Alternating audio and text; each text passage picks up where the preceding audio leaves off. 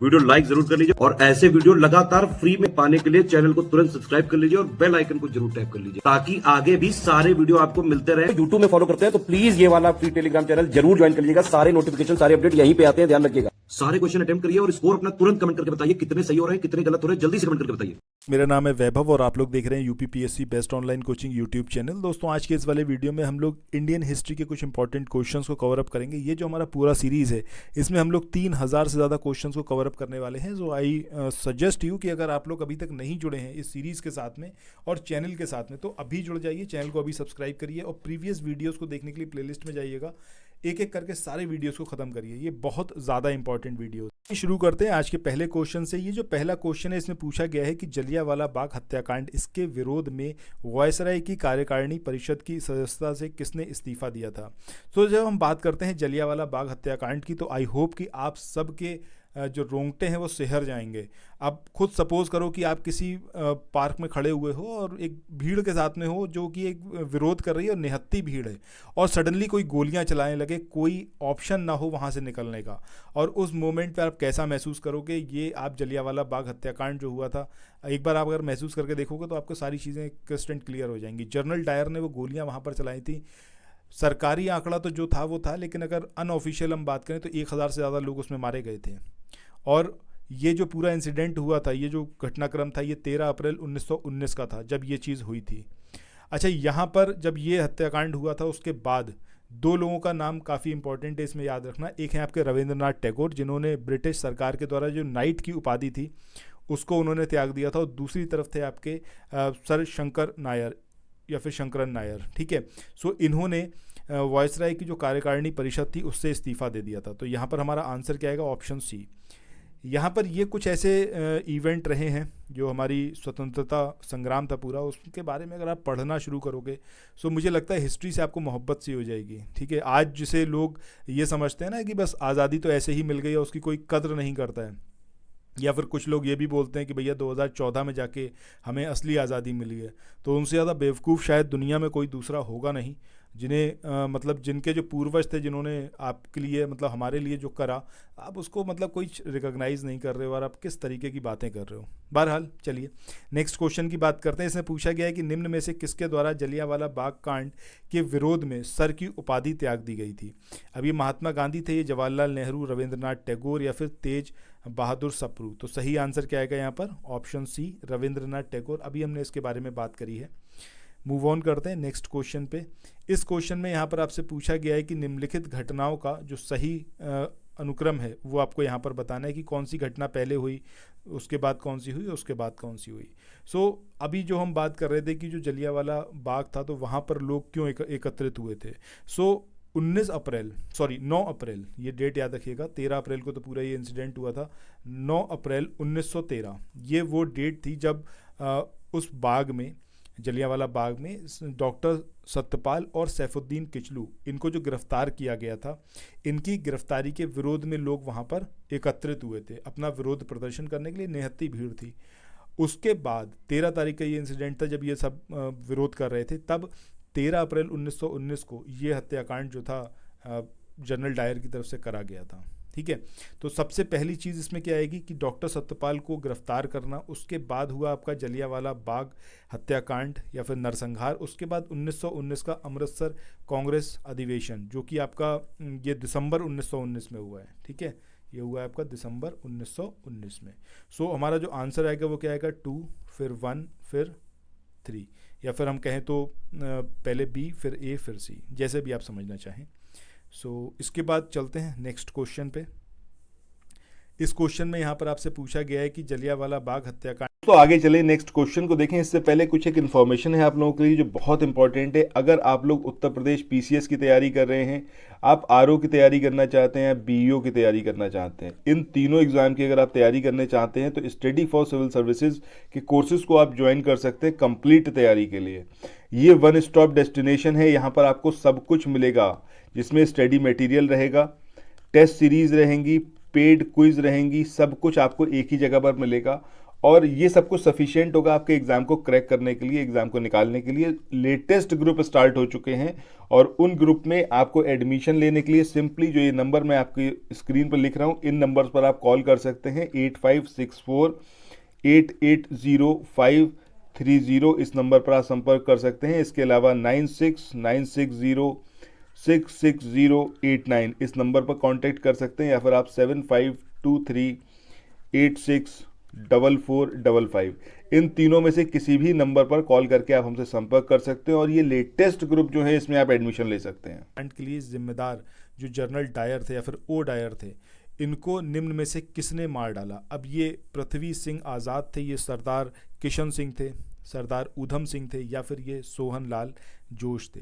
मुझे लगता है कि आप सबको बहुत अच्छे से ये चीज़ क्लियर होगी। और इसके ऊपर जो मूवी आई थी, मूवी भी आपने ज़रूर देखी होगी। ये जो मारा गया था जनरल डायर को मार्च 1940 में, ठीक है, मार्च 1940 में पंजाब के क्रांतिकारी थे ये ऊधम सिंह, इन्होंने बदला लिया था जनरल डायर को मार के, ठीक है। सो ये चीज़ यहाँ पर याद रखनी है। कहाँ पर मारा था? लंदन में। ये वाली चीज़ भी और याद रखिएगा। मतलब एक तो आपको ये याद रखना है कब हुआ था और कहाँ इनको मारा गया था, ये दो चीज़ याद रखनी है। उसके बाद ऑब्वियसली बात है, उन्हें भी पता था कि गिरफ्तार किए जाएंगे और उसके बाद फिर तो जीवन का अंत है ही। लेकिन ये जो क्रांति की लहर थी वो मतलब मौत से तो बहुत ऊपर उठ चुके थे लोग। कोई मरने से डरता नहीं था, क्योंकि ज़िंदगी इतनी दयनीय बना दी गई थी कि ऑब्वियसली बात है फिर मरने से कौन ही डरेगा, ठीक है। और वो तो खैर एक लम्हे भी अलग होंगे जिनको सिर्फ इमेजिन ही किया जा सकता है। चलिए नेक्स्ट क्वेश्चन की बात करें। यहाँ पर पूछा गया है, जलियांवाला बाग हत्याकांड पर कांग्रेसी जांच समिति की रिपोर्ट के प्रारूप लिखने का कार्य ये किसको सौंपा गया था? ये जवाहरलाल नेहरू को, महात्मा गांधी को, CR दास को, या फिर फजलुल हक को? सो यहाँ पर अगर हम बात करें तो जलियांवाला बाग हत्याकांड के बारे में तो आप समझ ही गए कि 13 अप्रैल 1919 को ये हुआ था। अब इस पर एक कांग्रेस ने अपनी एक जांच समिति बिठाई और उसका प्रारूप लिखने का जो काम था वो महात्मा गांधी को सौंपा गया था, ठीक है। तो सही आंसर क्या आएगा यहाँ पर? हमारा ऑप्शन बी। चलिए नेक्स्ट क्वेश्चन की तरफ मूव ऑन करते हैं। इस क्वेश्चन में यहाँ पर पूछा गया है कि 1919 में जघन्य जो जलियांवाला बाग हत्याकांड था उसके समय भारत का जो वॉयसराय था ये कौन थे? ये आपके लॉर्ड चेम्सफोर्ड थे, लॉर्ड मिंटो थे, डलहौजी थे, या फिर आपके ये लॉर्ड कैनिंग थे? तो सही आंसर क्या आएगा यहाँ पर? हमारा लॉर्ड चेम्सफोर्ड। ये उस टाइम पर हिंदुस्तान के वॉयसराय थे। अगर इनके हम कार्यकाल की बात करें तो 1916 से लेके 1921 तक ये रहे थे, ठीक है। अच्छा, ये कमेंट सेक्शन में बताइएगा कि इनके बाद नेक्स्ट जो वॉयसराय था ये कौन था और इनसे पहले कौन था, ठीक है। ये ज़रा कमेंट सेक्शन में आप लोग बताइएगा। और ये वीडियो कैसा लगा इसको बताने के लिए आप कमेंट सेक्शन का भी यूज़ कर सकते हैं और लाइक का बटन भी प्रेस कर सकते हैं। जो ईजी लगे वो करिएगा, बट कुछ तो करिएगा, एकदम मतलब आइडियल मत रहिएगा। अगर नहीं पसंद आए तो आप डिसलाइक का यू बटन प्रेस करिए, कम से कम पता तो चले कहाँ पर क्या इंप्रूवमेंट करना है, ठीक है। बहरहाल हिस्ट्री की अगर हम बात करें, मॉडर्न इंडियन हिस्ट्री की, जब हम अपनी स्वतंत्रता की लड़ाई लड़ रहे थे उसके बारे में, सो एक चीज़ तो मैं आपसे बोलूँगा कि जब भी आप मॉडर्न इंडियन हिस्ट्री को पढ़ो ना, और आप जब स्वतंत्रता से रिलेटेड जो ये सारे इवेंट रहे, चाहे वो महात्मा गांधी के द्वारा करे गए चीज़ें हों, प्रयास हों, या फिर सुभाष चंद्र बोस के द्वारा, या पंडित नेहरू के द्वारा, या फिर किसी क्रांतिकारी के द्वारा, ठीक है, इनको थोड़ा सा मतलब बाई हार्ट पढ़ना, दिल से पढ़ना, तो आपको बहुत सारी चीज़ें मतलब जो आपको लगता है कि आपको रटनी पड़ेंगी वो शायद आपको रटनी ना पड़े, ठीक है। सो यहाँ पर हमारा आंसर क्या आ जाएगा? Lord Chelmsford. नेक्स्ट क्वेश्चन की बात करते हैं। ये जो क्वेश्चन है इसमें पूछा गया है कि निम्नलिखित घटनाओं में से किस एक को मॉन्टगेऊ इन्होंने निवारक हत्या के नाम से विशेषीकृत किया था? अब ये INA सक्रियतावादियों की हत्या थी, ये जलियांवाला बाग का नरसंहार था, ये महात्मा गांधी को गोली मारा जाना, या फिर कर्नल जो वाइट थे उनको गोली मारा जाना। सो ये जो जलियांवाला बाग हत्याकांड हुआ था, इनको मतलब इस हत्याकांड को इन्होंने क्या बोला था? निवारक हत्या बोला था। और अगर हम बात करें दीनबंधु CF एंड्रूज की, तो उन्होंने इस हत्याकांड को जानबूझकर की गई क्रूर हत्या कहा था। सो ये कुछ एक स्टेटमेंट है जो आपको याद होने चाहिए, एग्जामिनेशन में पूछे जाते हैं और ये भी पूछा गया है। सो यहाँ पर याद रखिएगा, ऑप्शन बी हमारा आंसर होगा। नेक्स्ट क्वेश्चन की बात करें, इसमें यहाँ पर पूछा गया है कि निम्नलिखित में से किसने खिलाफत आंदोलन का प्रारंभ किया था, और नीचे जो कूट दिया गया उससे हमें सही आंसर जो है वो चूज़ करना है। अब ये शौकत अली थे, ये मोहम्मद अली थे, ये शरीयतुल्लाह थे, या फिर ये आपके अबुल कलाम आज़ाद थे? तो यहाँ पर दो लोगों के नाम आपको याद रखने हैं जब हम बात कर रहे हैं खिलाफत आंदोलन की। तो ये शौकत अली और मोहम्मद अली, ठीक है। सो जब ये खिलाफत आंदोलन हुआ तो इंडिया में मेनली मुसलमानों के द्वारा इसको चलाया गया, और ये एक आपका राजनीतिक और धार्मिक आंदोलन था। मतलब ये पॉलिटिकल भी था और ये रिलीजियस मूवमेंट भी था, दोनों ही थे ये।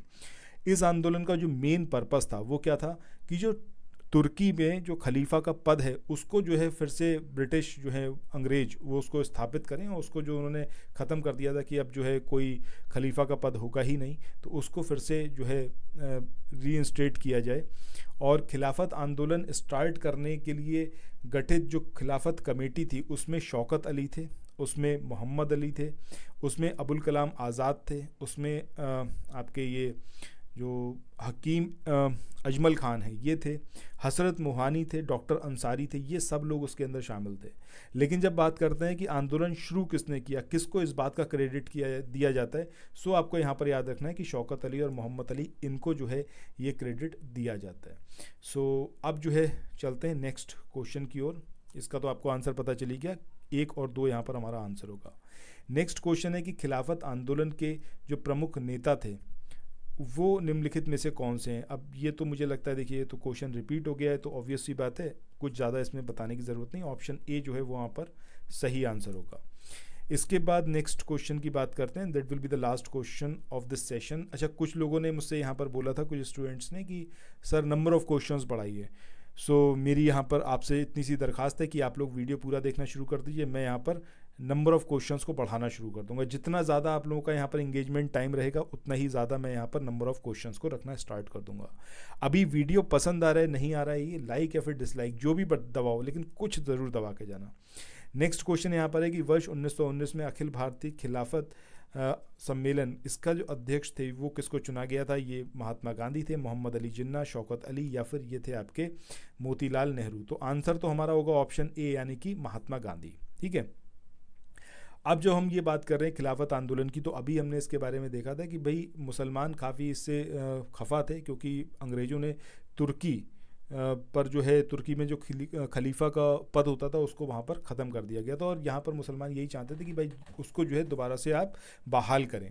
सो दिल्ली में 23 से 24 नवंबर 1919 इसमें जो खिलाफत कमेटी के सम्मेलन हुआ उसमें 24 नवंबर की अध्यक्षता वो किसने करी, महात्मा गांधी ने। ठीक है, सो 24 नवंबर को जो इसमें पूरा इसका सेशन हुआ था तो उसकी अध्यक्षता किसने करी थी, वो थे आपके महात्मा गांधी। ये चीज़ यहाँ पर याद रखनी है। ठीक है, दिसंबर 1919 में हुए भारतीय राष्ट्रीय कांग्रेस के अमृतसर अधिवेशन से खिलाफत आंदोलन को और ज़्यादा यहाँ पर बढ़ावा दिया गया, क्योंकि कांग्रेस भी इसके सपोर्ट में आ गई थी। महात्मा गांधी का ये कहना था कि एक बहुत अच्छी अपॉर्चुनिटी है जिससे हिंदू और मुसलमानों को एक साथ लाया जा सकता है। उन्हें जो है धार्मिक जो उनके एक दूसरे से वैमनस्य है, धार्मिक वैमनस्य को उनके जो है दूर करने का ये अच्छा मौका है, और उनमें एकता उसको बहाल किया जा सकता है। ठीक है, सो ये महात्मा गांधी का विचार था और उन्होंने इसी प्रयास के तहत काम भी किया था।